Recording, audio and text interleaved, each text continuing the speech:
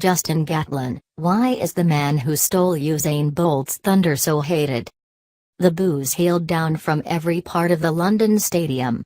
As he knelt down in tears on the track, 56,000 voices jeered him unmercifully.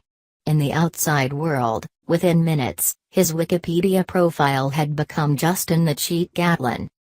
In the history of sport, you were forced to ponder, had there ever been a champion more universally unloved than Gatlin, the twice-doping offender who by winning World 100 meters gold had ruined one of sport's great fairy tale farewells?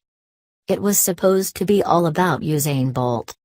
The idea of the world's greatest athlete not winning his final individual race was like Olivier fluffing his lines in his final Hamlet or Nureyev taking a tumble in his farewell performance of Swan Lake.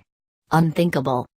Yet what was really unimaginable, the sport's doomsday scenario almost, was that as the sport's spotless saviour was bowing out with his first defeat in any 100 meters final for 4 years, it would be the much-maligned Gatlin who would cash in.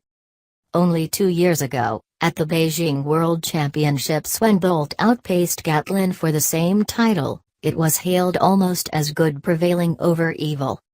He saved his title, he saved his reputation, he may have even saved his sport, screamed Steve Cram, the former 1,500 meters world record holder in the BBC commentary box.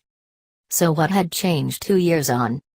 In a world where drugs offenders are hardly thin on the ground, the 35-year-old American is still the bête noire of the anti-doping lobby, the man who has never shown any remorse and has thus received special opprobrium. Yet hasn't it reached almost farcical proportions? On Friday night in the first round, the stadium MC had noted amid all the catcalling that the pantomime season was Christmas not in August. No matter, Gatlin was already cast in stone as their villain.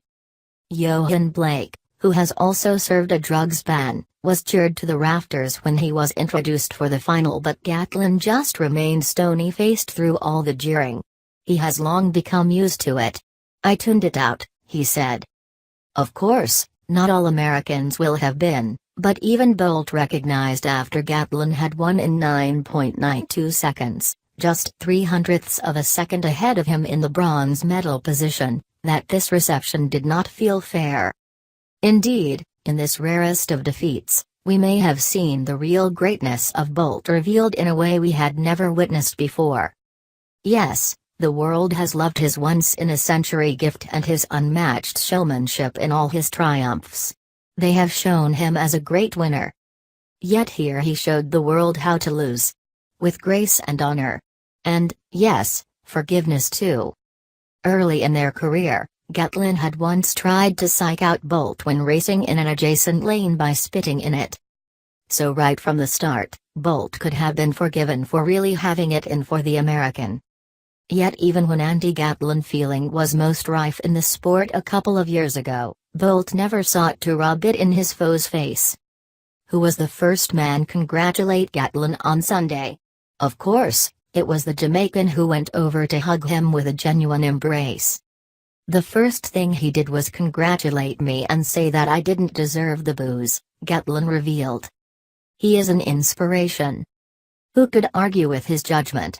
Even as he contemplated such an anticlimactic end to his individual career, Bolt was big enough to pay a tribute to Gatlin that swam against the tide of ill feeling. He, Gatlin, is a great competitor. You have to be at your best against him, Bolt said. I really appreciate competing against him and he is a good person.